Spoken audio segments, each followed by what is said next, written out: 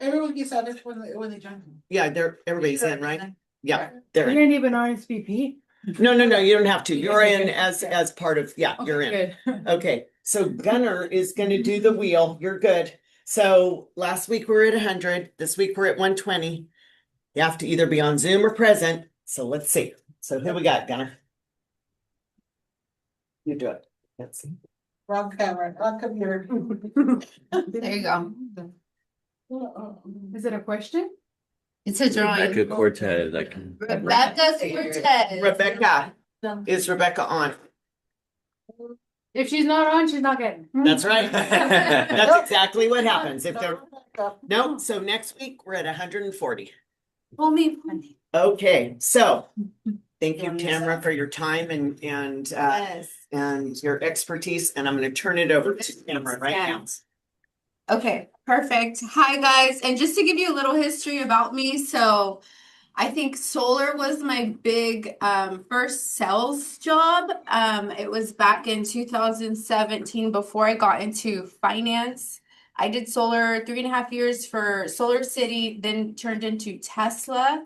Then I started my finance job and revisited solar again probably a year and a half ago, and I was disappointed to see some things going on that really did affect our industry. And I will just say I was not doing many sales. What I ended up doing is a lot of social work in homes and really helping people trying to figure out their situations.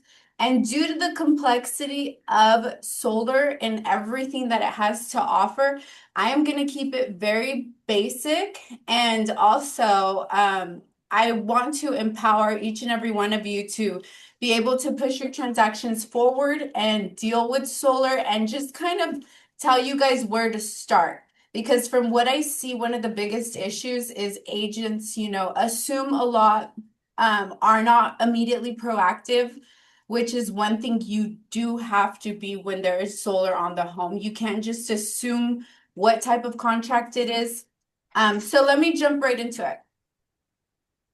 So solar, the good, the bad, the ugly, solar basics. So why does it matter? It can increase the marketability, right? It can increase the marketability in the home, but not always does it increase the marketability in the home, which is why you need to be aware of it. It will reduce the utility cost for buyers in most cases, which one thing I don't go into in these slides is yes, Edison is going up at a certain percentage every year, and that percentage is much larger than what a solar contract usually will go up. Most of the times double, triple, quadruple, right?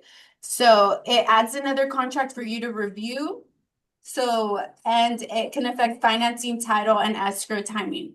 So this is the big catch on this screen, which I want you guys to focus on. Thank you. I'm over here flipping with this thread. So why does it matter? And what I want you guys to focus on is your first job as a real estate agent is to identify the solar type immediately. Okay. And this is something that I see as probably the biggest mistakes among agents. And I'm not going to say like, oh, shame on you, but we weren't trained in solar, but it is part of our job. So it is important for us to be knowledgeable. So solar is not a problem when the paperwork and transfer path are understood early. And what does that mean for us? You shouldn't be listing a property if you have not reviewed that solar contract yourself, straight up. You need to be getting that from the seller. It's very important. And you should be able to provide that to another agent that's requesting it. And the seller should know, and I know they usually don't, and sometimes they don't, but it's important for us to do our due diligence. So your first job is to identify the solar type immediately. Oh my gosh, I haven't done a presentation. My voice is shaky. So then there's 7 types of solar you may encounter. And these are the type that are most common here in the Valley that I know about, and there may be more, but these are the ones I want you guys to know about. 1, own system. 2, solar loan, finance to purchase. 3, a flat lease. 4, a prepaid lease. 5, a lease with an escalator. Okay, and then a PPA with no escalator and a PPA with an escalator. That's 7 when a lot of us think there's 1 or 2 and there's not, right? I always So, thought that it was each just either type- slow it or not. Right. Each type affects the transaction differently. So the first thing you want to do is identify what type of system you're dealing with. And sometimes it is more than one system on the roof, and sometimes is an own system, and then sometimes you have a prepaid lease, or sometimes you have an own system, and sometimes you have a PPA with an escalator. Identify both systems. And I don't get into 2 systems, but I don't recommend them unless the first system is already paid off, normally. And I just don't recommend them because of the complexity and the difficulty when transferring and the problems you will face when it happens. So we're gonna jump into an own system. Yay, this is our favorite type. It's paid off. The solar owns the panels free and clear. There's no lease payment, there's no solar lender. It's fully paid off. So you want to verify the ownership, ask for the utility bill, and monitoring access from the sellers. And when it comes to monitoring, we want to make sure, it's still producing. If the buyers do ask, we can provide that information and also transfer the monitoring access to them. Okay, so let me get this out of here. And this is also usually the easiest solar transaction for buyers and sellers. When it's paid off, it's a win-win for everyone. Okay. And there's a difference between you marketing an own system and an own system that still has a solar loan tied to it, which is on the next slide. So when it's being financed to purchase, it means there is still an existing balance, right? There is a lien on the property still, it hasn't been fulfilled. We need to know what the balance is, what type of, financing it is, who is the lender, is it transferable? How to deal with it, obtain the complete loan agreement and current payoff quote, review preliminary title, make sure things match up. Confirm if it's a lien on just the equipment or if it's a lien on the deed of trust. There is so much to this part, right? It can get very complex, and I think this is where we have the most issues. It's very common right now that a seller maybe got a solar loan 2 years ago and is now trying to sell their house with something as high as a $70,000 payoff. And they're the ones that received the solar credit. So they received like a 20 to 30,000 solar credit, and now they're trying to sell their house and just shove that loan down the buyer's throat, right? And we don't like those situations, and we really do need to have a come to Jesus meeting with the sellers and the decisions that they made when they signed that contract, and make them realize usually a solar loan doesn't pay itself off or have, any payoff until after 8 to 10 years. So they need to realize it is going to affect their financials when coming to sell the house, and they may have to come down in price or come to some sort of terms of negotiation with the buyers. So always coordinate early with escrow. And yeah, make sure you guys are working on this stuff before you list the home, so you're ready to answer all these questions. And never There are two assume. kinds of financing with owned. Is there through the company and then private? They can get financing through like other Yes. institutions, There is right? private, there is through the company. Some of the lenders that you're gonna see with the loan, there's like Mosaic, there's Good Leap, there's private credit unions, banks, so many. It gets very complex. So, and then they're gonna have their own qualifying factors. Never assume that the buyer can just take over the loan. You might have to have a certain credit score. When you check with your lender, there's going to be payment, PTI is going to be affected. So there's a lot to it, and you will have to structure your deal to make it work out for everyone. So I don't know. I'm going to go through this, and then at the very end, I'll answer any questions, if that's okay with you guys. So I'm going to go on to the next. So then we got the flat lease and then we got the prepaid lease. So the flat lease is going to be a fixed monthly payment. The seller does not own the panels, the company does. The buyer will usually assume the lease and qualify. Usually they guarantee that they will qualify to assume the lease. Like if they don't have a 650 credit score, that's their normal qualifications. There's usually some sort of flat fee that will allow them to automatically assume the lease. You want to request the term, the transfer fee. You want to have the sellers do the transfer fee. I know my TC is awesome and we put that in our offer. You want to know the monthly payment and explain the payment clearly to your buyers. This is a flat lease. It's going to end at such year, 20 to 25 years. Just let them know what they're getting into. And then a prepaid lease. I love prepaid leases, and I've had situations where the selling agent didn't even know they had a prepaid lease, and they said it was a normal lease, and my buyer went into a prepaid lease, which was badass. Okay, because what that means is it's all paid in advance. They don't have any payments, and then at the very end, it's not their equipment. The equipment is warranted and it's taken care of by the company and it's monitored everything. So it's kind of like it's already paid off, which is awesome. I love prepaid leases, especially when it's your buyers. So sometimes there is a balance. I've never seen a balance with a prepaid lease, but it could be that. So make sure you still review the contract. Confirm the service and the warranty and the end of term options. Most of these solar contracts will say end of term, we will remove it from the roof and we will restore your roof back to how it was, right? Normally those terms are in the contract. Make sure you review it so you can assure your buyer that that is going to be their situation. And then also, I know this question is going to come up. Some of these companies have gone out of business, right? So who's going to do it? Who assumed these contracts? So the new company that assumed these contracts assumed the contracts as is. So they have to fulfill the terms of the contract. Okay, keep that in mind. So lease systems still require transfer approval from the solar company. That is true. Usually they have to have a certain credit score, and usually it's guaranteed, if not a fee. Okay, I'm gonna go on to the next one. So a lease with an escalator is a lease payment that increases annually. The common escalators are around 1.9 to 3.9%, and the buyer doesn't own the panels. So how to deal with it? As for the current payment, the escalator rate, and the years remaining, show your buyers how the payment changes over time. How important is that? Very important. That is our job.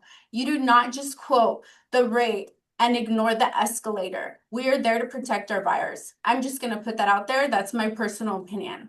So start lease transfer early with the solar company. Same, review buyout options if available, and watch for buyer objections caused by the rising payments. So some of you will say, well, that makes my job harder, right? And it does. But usually they'll go up at 2.9%, 3.5%, you see with Sunrun. And the reality is with Edison, it was going up at a much higher rate. And if we're selling the home, it's important for us to have these utility bills from the seller to show like, hey, this used to be their payment. This is their payment now.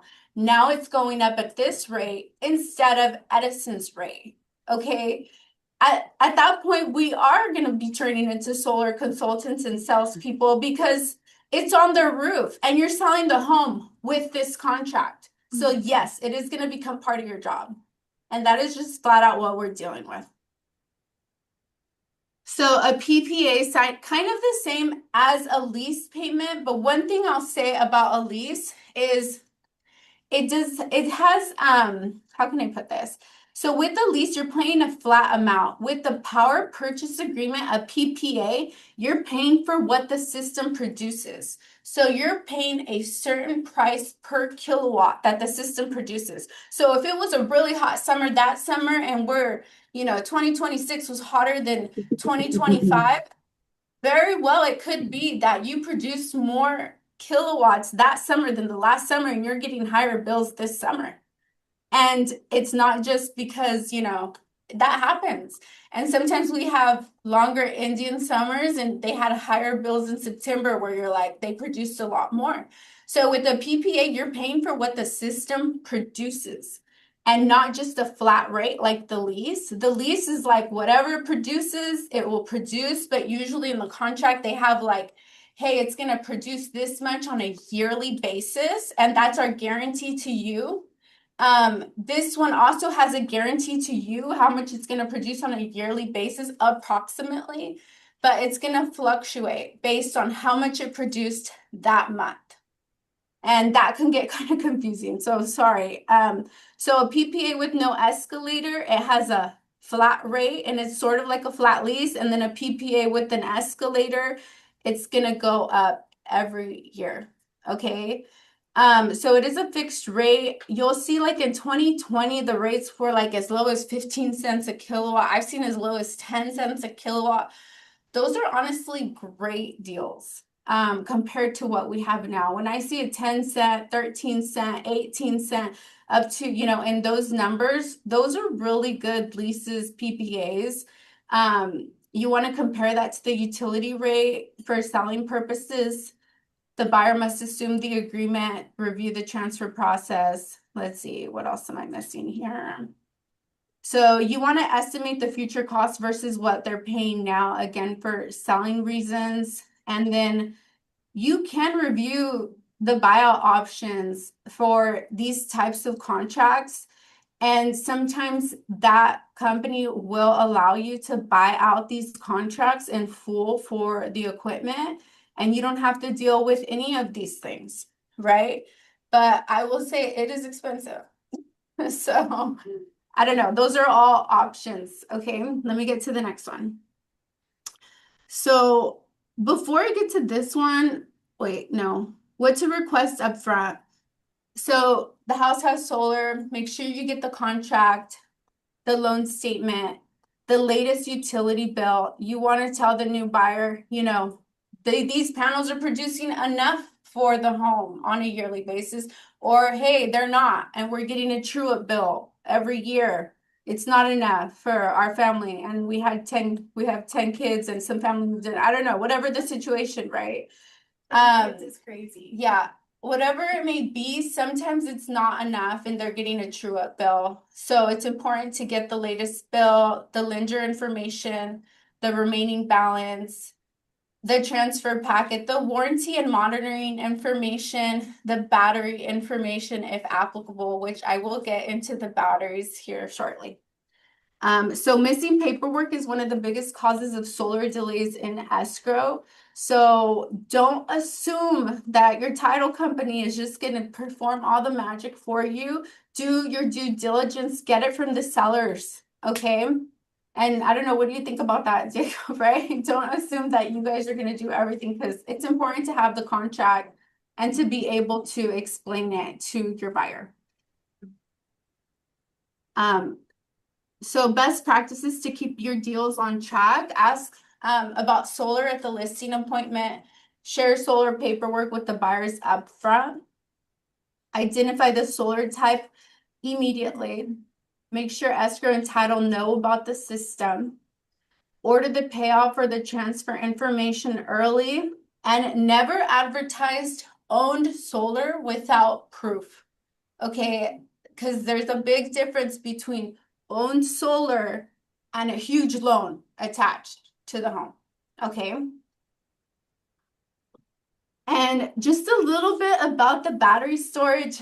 I have 2 Tesla batteries at my home myself. I drive a Tesla.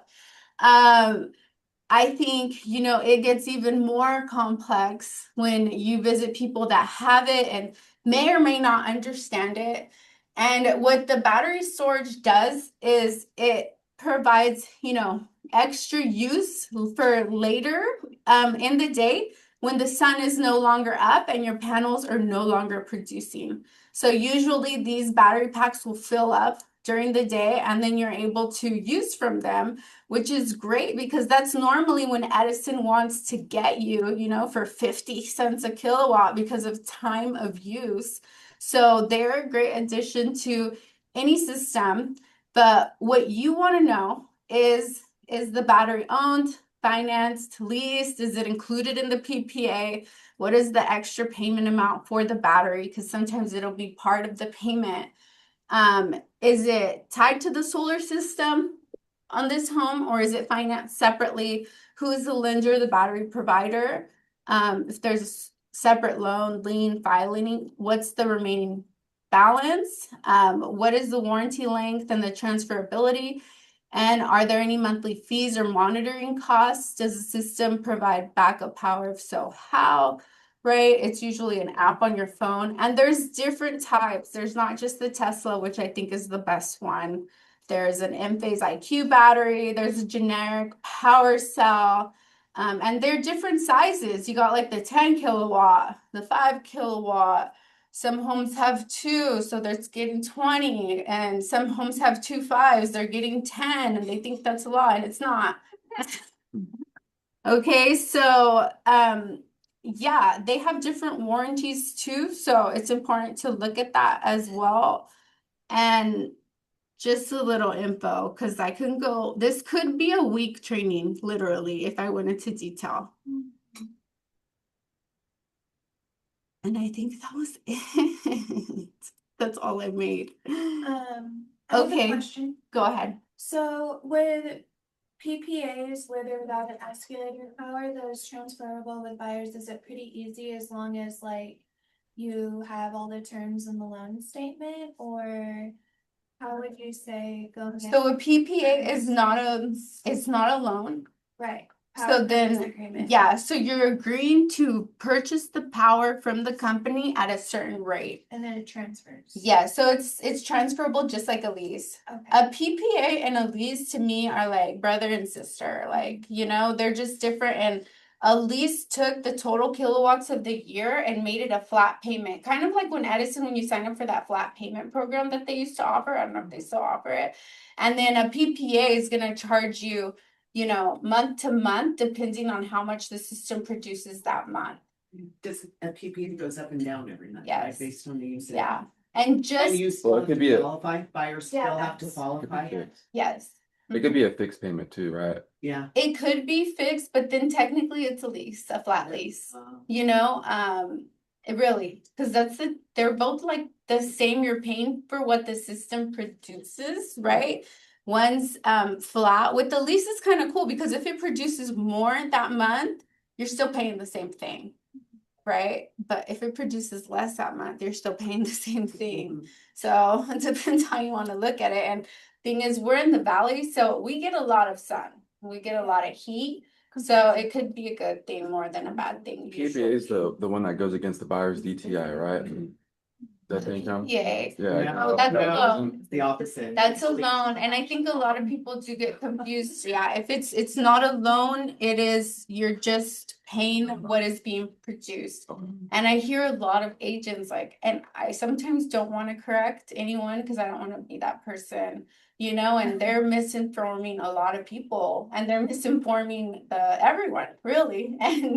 But it is complicated, so I will not hold that against anyone. But just try to find out what animal you're dealing with when you get your hands on that home, both buying or selling. Go ahead. Can you kind of touch on the difference, the impact is on loan approval for PPA versus lease? So I think that's more of a lender question, right? Because it's going to affect their payment to their debt to income PTI, Which right? ones do and don't and The loan. right. The loan, which is the number 2, the solar loan finance options. So it's like they're gonna own the system. It's gonna be theirs and paid off free and clear, and everything that it produces will always be theirs. But they're paying it off like a car, right? It's like a vehicle, a little G-Wagon up there. Or a really fancy car up on your roof, and you're just paying it off, and the buyer is gonna assume that loan. So it's gonna affect it because they're gonna have a separate payment on top of their mortgage. And I think that's where a lot of us are running into these issues. I'm more as far Right. as- They do debt ratio that. Yeah, with your power purchase agreement, it's not gonna affect how much you can qualify on your loan. No, that's much easier to assume the lease and the power purchase agreement. And I think a lot of people have confused the power purchase agreement with the solar loan or the finance to purchase, and we kind of need to get that out of our head. Once you see PPA on that contract, you know, it's a agreement to purchase the power from the panels, and the panels are not yours. They're going to remove them and take them off. And then the questions we have is, with the PPA, it does not go against the debt to income ratio, correct? If it's a payment, I think you'll have to check with the lender if it does. Okay. Because it is a payment that they're always gonna make, but so is Edison. So then is the lender taking Edison Right. and, you know, so it's a utility bill Yeah. technically. So It depends on the lender itself and the loan. I believe it does, you know, it depends on the lender. And just remember to tell the lender a PPA is not a loan, it's not a purchase, but it also depends how that company filed that lien against that home. Did they file it as a UCC fixture, you know, filing, which means they just own the equipment? Or they put a lien on the home, which most companies shouldn't have done, and shame on them.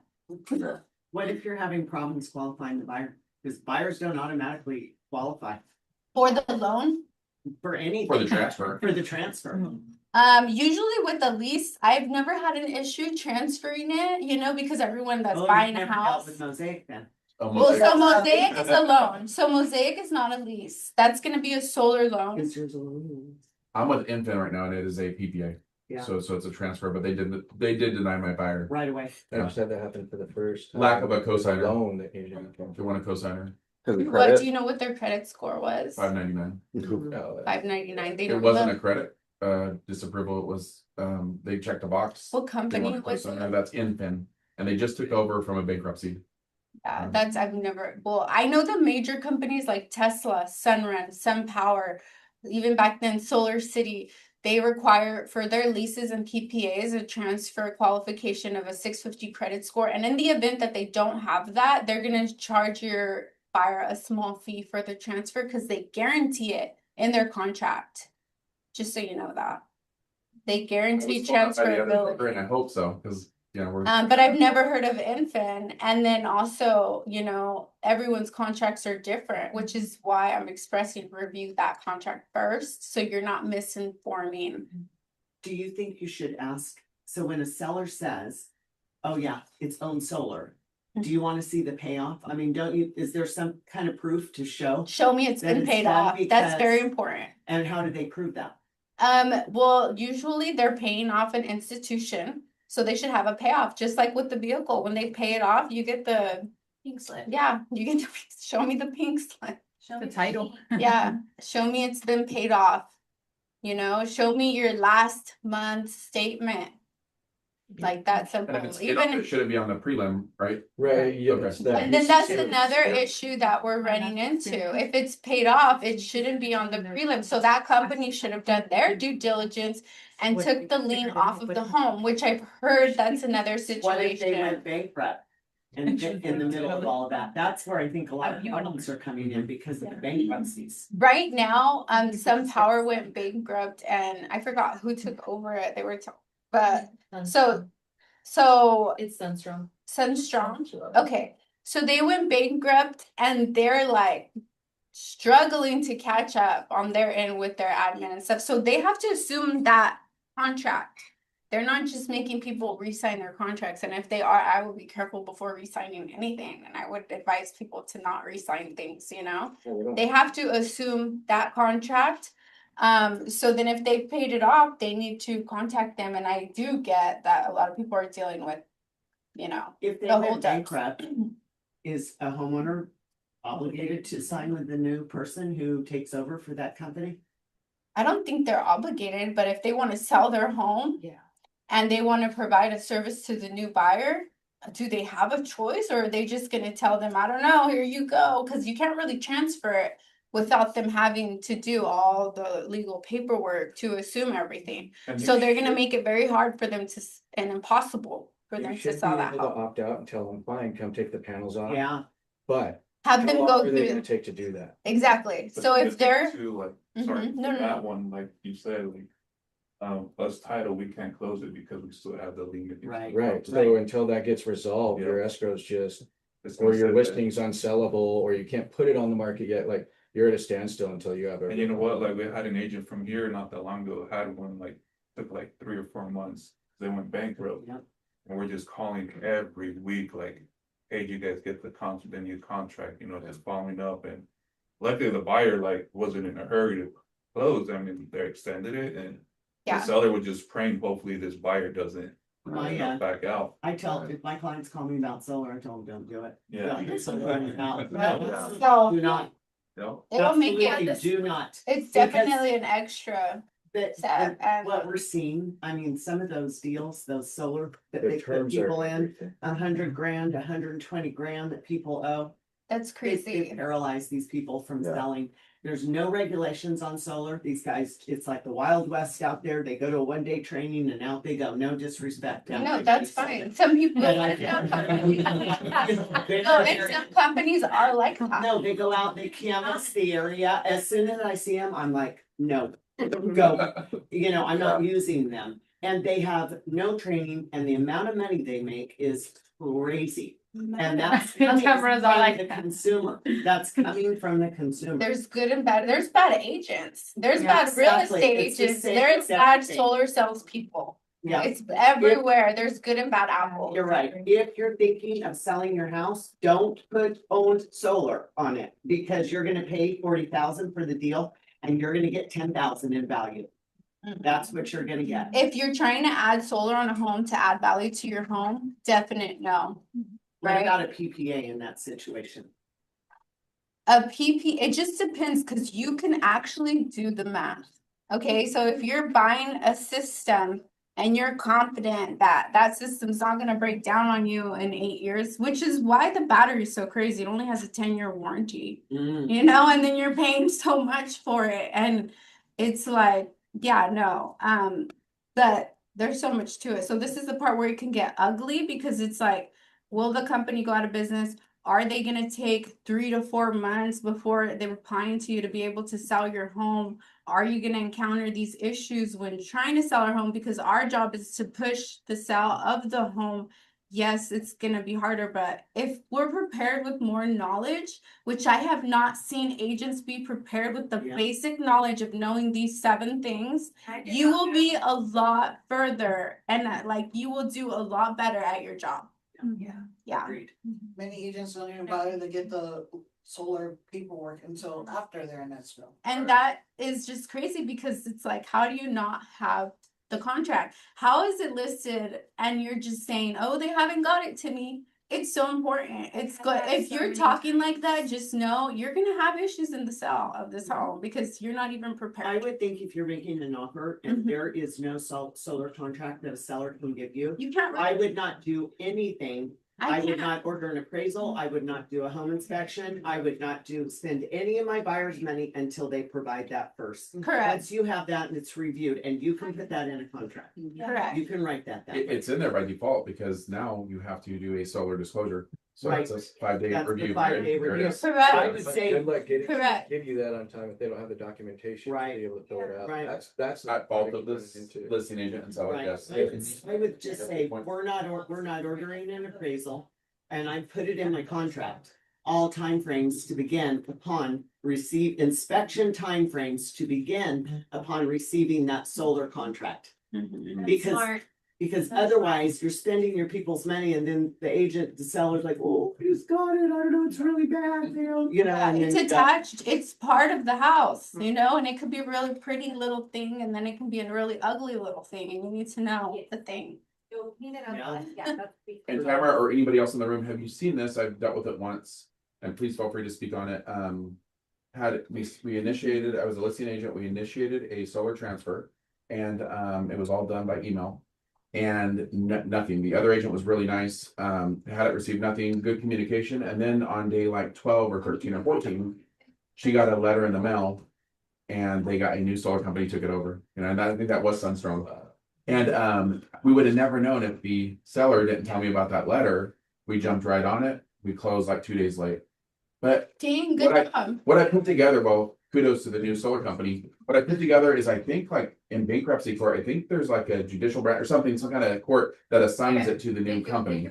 I think there's always gonna be somebody, you know.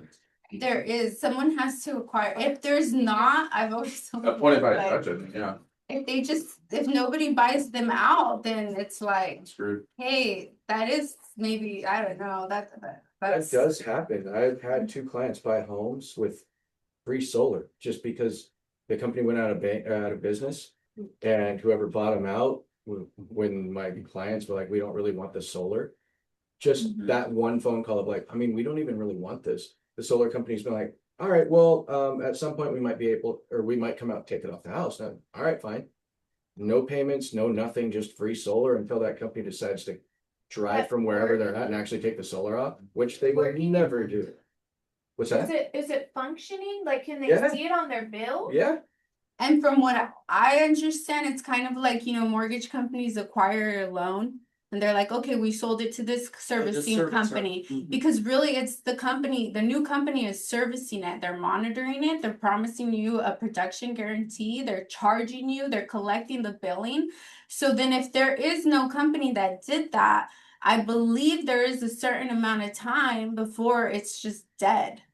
And I don't know what that time is. Any one of us can go do our research. I have not seen it come, and that's money you're leaving on the table, it's like, who's not gonna take those contracts, right? It's like, so, but if that were to happen, so we live in the US, it's like, greed.com. You think they're gonna leave that money on the table? I don't know. when That's that scale of a business though, Mhm. like somebody's saying, you know what, I'm not gonna sign a new contract with you. Come take it if you want to. And that company's, their closest installer is 300 miles away. To come pick up $6,000 worth of equipment. Every once in a while, I'm not saying it's gonna work every time, Right. but every once in a while, as soon as you push back at all, like, I don't even want solar, so. I I'm would not signing become this. fury if they asked me to sign something again, Yeah. right? Because that means that whatever was in the old contract They didn't wanna change, automatically right. transfer me to this new company, which would save me from that. So Right, yeah, I would probably stop and really figure it out Yeah. before I signed anything and just assumed that this new company didn't add any things that weren't gonna protect me. Yeah, so. what's causing the chaos with all these companies going out of businesses and absorbing each other and everything is. They are so hungry to snatch each other's market share that they're undercapitalized. So when they go to buy out another company, they are leveraging themselves with debt to do that. Now the servicing on that debt goes up, interest rates go up, whatever. Now every projection they had for how they're gonna make all that work falls apart. So they can't afford to pay off the loans that they used to buy that company out. Now they go bankrupt. So now you've got the last bankruptcy got snatched up by this company. Now this company is losing all of them and it's rolling to another company who's leveraging themselves with huge loans at high interest rates again. So they just keep collapsing because there's these people that are too aggressive and they're not planning ahead for anything going anything but perfect. So that's why you're seeing all these bankruptcies and everything. That's why you see them done so poorly, is because these companies just see an opportunity and jump at it without actually planning for the future and how they're going to worry about you as the consumer. Mhm. So as soon as like the spreadsheet doesn't match up with the revenue, it all falls apart because they're just razor thin on all their margins after paying all the interest. So it's not gonna stop happening. No, it's, And is what- there any way to address a terrible solar Yeah. lease? I mean, what do you do when you get a listing and you've got a horrible lease on there? Yeah, cause I feel like it's, like, most buyers, they just don't know what's going on, so like, how do you explain that to them, like, how can you format that? You Explain provide to the them. contract, right? If you're the listing agent, you provide the contract and you let them read it and see like, hey, this is the price per kilowatt, this is how much it's gonna go up a year. And then if they have an issue, if you can prove that there is savings, you should prove it because you want to sell that house for the seller. And that should be part of our job because they want their house sold, right?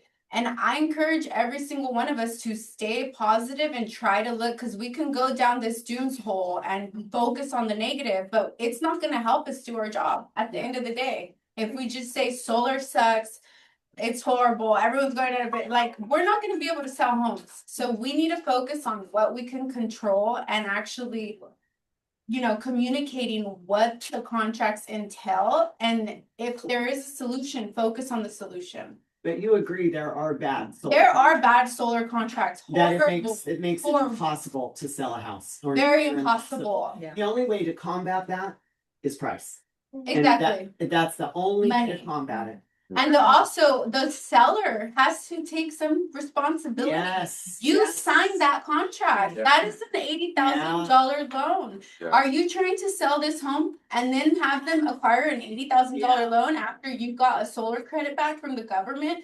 Be real, be logical. Let's have you pay off this loan in order to sell your home or drop the price. But I think paying off the loan is usually the best option for everyone. And then, either including it in the price of the home or finagling the Can price you of the home. negotiate that? What the buyout is? Will solar companies negotiate? Sometimes, yes. Yeah, you can negotiate your buyout.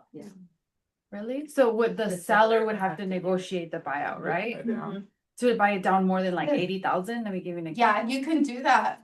Definitely, but some companies will not budge. What I've happens? seen them budge. Yeah. Mhm. What happens if a homeowner loses a house? What happens with that solar contract? They come pick up their equipment, which is crazy. Usually, if they lose the house, I mean, they can't force someone. I mean, because that is what it's gonna come down to for some of these contracts, Yeah. like, hey, They'll probably we've gotta just take move, the I'm hit. just gonna let the property go, you get nothing, or I'm gonna negotiate this with you, Mhm. which one is it gonna be? Mhm. Yeah. That's The a hard one. companies usually like account for that, a small percentage of like failures like that. And so sometimes they just like, you said, like just throw their hands up and walk away. They're like, okay, I'm not even gonna come take it because it's not worth my time, money, like. We're just not taking the system and it's short sailed or whatever. Yeah. So sometimes they do take the hit. There's so many things that go into That's why you this. need it all up front. Yeah. That's why you've gotta get all of that, so you can really lay it out and understand it. Mhm. Because as a selling agent, you've got to explain it, or the listing agent, you've got to explain it to the buyer's agent, and if you don't have all of that, it's gonna be really tough.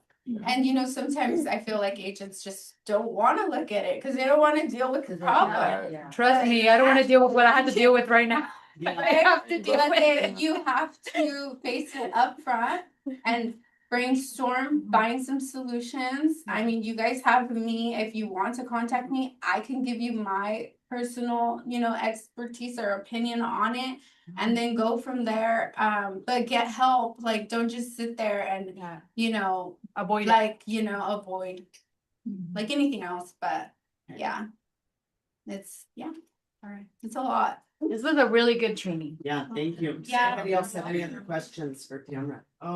So back to as far as you say, a lot of these companies are bankrupt and then sometimes they don't get picked up. How do No, they've all gotten usually picked up. I have not seen one not get picked up. Like I said, they usually will acquire the contract, just like a mortgage company will acquire their mortgage, so they get That would be awesome if they didn't acquire my mortgage. Like, yes. So it is rare. I've never seen it personally. That would be cool. And you shouldn't have to sign another contract. Your contract should just. That's my, also an opinion of mine. Like, I would be weary. I would talk to a lawyer. I really would. And there's a lot more solar lawyers now than there has been ever. Yeah, watch social media. They're. So then I would literally have a consultation and be like, hey, this was my contract. This is what they want me to sign. What are my rights? There's a And difference we just between- fight them and have this taken off. But Yeah. again, people don't want to work. They don't want to do their due diligence. And that's why we're having so many problems as well. They're ignoring the problem. We need to tackle the problem. Yeah. And there are these solar lawyers, which I know I just heard recently about one guy that's like, he's a flipper, and when he gets a house, he gets all the solar taken off. And I'm like, I need to find him and talk to him. And who's his lawyer? It's like, let's inform ourselves and just become stronger. Yeah. So what Jackie and I are getting ready to have a meeting with TCs on Tuesday, and all TCs, I want all seller disclosures within 48 hours of a listing being signed. Mm. And that's gonna include solar contract. That's thrown in there because we want to be so professional that, because people don't understand all the guideline or the timelines, but you have 5 days from signing a contract to get seller disclosures to the buyer's agent. That includes the solar business. Our agents should not be those agents that are not having their solar before that listings on Right. the MLS. So all of our agents need to know, like, you better be on it. If they say they have solar, you start asking that seller for that contract right away. Even before it's listed, because it's gonna affect the list price too. You don't wanna list the house, then look at the solar contract and then realize, oh, we've got a major issue. You gotta You do a want it price before, reduction, yeah. before. Shouldn't be an agent that's putting the listing up and looking at their photos to find out is there solar. Our agents like that. Don't be that agent. That's why I always have drone shots. Jackie, to see if there's solar.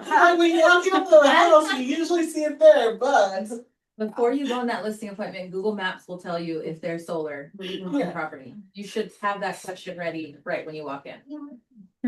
or the one too, I did have my house did not have solar, but my seller had contracted for a PPA before we even put it on the MLS. It wasn't even attached yet, but it was already at the point they couldn't cancel. Oh. So, yeah, that was a fun one to deal with, but it got done. And then again, to put it back on the seller, why? Yeah, Why didn't you tell me? We're friends now, you signed this listing agreement with me, but why did you do that? Your family's like, can you cancel? Can you tell them I'm selling the house? I don't want it no more. But they wouldn't let them out. So luckily we were able to sell it. We were able to get it transferred over. But it was harder when, especially when we're doing showings and even our listing photos don't even have the solar on there. Oh, yeah. And so it was a funky one. And I mean, I've done dumb things, I signed up for a time for one. So it's like that, like Oh, that's girl. what you're dealing with. I know every time I hit the airport and I see them, I run because I know they will convince me. I run, girl. They start whining. You gotta run. Sometimes I just, everyone likes to call up for that. so there are good solar programs. You just gotta know what you've got. You've gotta know what you've got. There is good contracts, so I know a lot of us wanna be like, oh, it's horrible, it's all horrible, but most of the times when I talk to agents, it's because they don't understand. Okay. And not knowing is the main source of the problem in communication. When you don't know, you hate it automatically. So if you don't understand something and you're not able to turn around and explain that to others, then we're gonna have problems, you know? And I think that's one of the big issues, because a lot of contracts are awesome. And I'm like, dang, they got locked in at a low rate. This is great. Everything's producing well. You can tell with the monitoring, everything. It's like, it's good.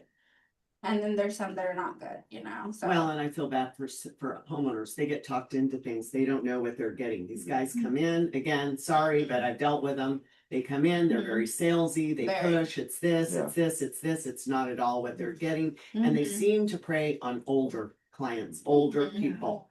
You know, that, wasn't it you, Fred, that had the one I've that was seen- all the medical and it was, how much did they owe on that system? 73 I mean, for a like 2,000 square foot house. When Leticia had one that was, I think, 100 and. It was like 250. 250, Yeah, it was two different. 250,000, I mean, Yeah. come on. Yes, Yeah. yeah. Never seen a house. How can you even sell the house? Also, in Well, and he was disabled, Yeah. right, and they kept just, that's so they sad.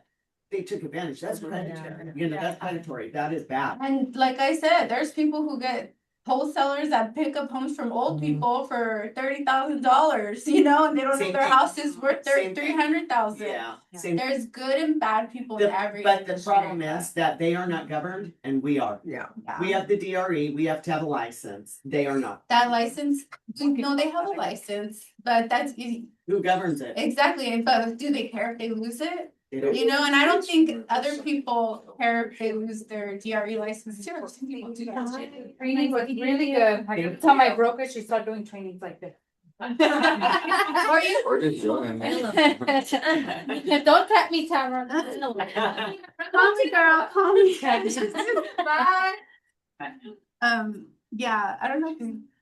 What else is, there's still people. Do you guys want me to end this? Or do you want to end it? Whenever you're ready. If you guys have any more questions, feel free to text me, feel free to call me. Oh, Wes said he could answer questions. Much love here. Oh, Wes says he's a solar rep and he can answer. No, it's the questions. solar questions, Oh. tied to the loans, the loan questions. Just loan specific, yeah, because they were asking about which ones count against the debt, which ones don't. Right? Oh, yeah, what about Wes? So the PPAs, as long as they have the production guarantee, they do not count against the debt ratio for conventional or FHA. Solar leases do count against the debt ratio. So if you had just a straight solar lease for the equipment, not the power, then you have to count both of those against the debt ratios. On the owned solar, where the customer went and got a personal loan to purchase the solar, sometimes it's attached to the property, sometimes it's a personal. FHA, you can assume those because FHA allows you to go above 100% of what they refer to as combined loan to value. However, conventional does not. So you cannot assume a purchased solar system on a conventional loan unless you're putting like 20 to 25 20. Well, it would depend on the balance. So you can only go to 95% total financing on conventional. So if the solar's 100 grand and they're putting 5% down, you cannot do it. It'd have to be paid off. Those are all sticky points. Wes, if you're doing a 20% down conventional loan and then you've got a solar loan on there, is that going to affect your PMI or you? No, it will not.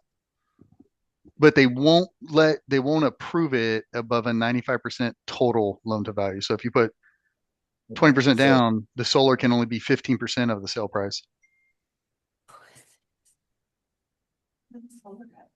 No, one of our agents. What's on the chat, Jackie? Is there anything? Ileana had a lot of in-depth questions. Wes was already answering most of them. Oh, okay. Oh, I'm sorry. I wasn't paying attention. Well, you can't see the chat. Yeah. And usually there's not much. Training. Yeah. All right. Did that cover the lending side? I believe so. Anybody else have any questions for Wes? I love that. Thank you. I didn't.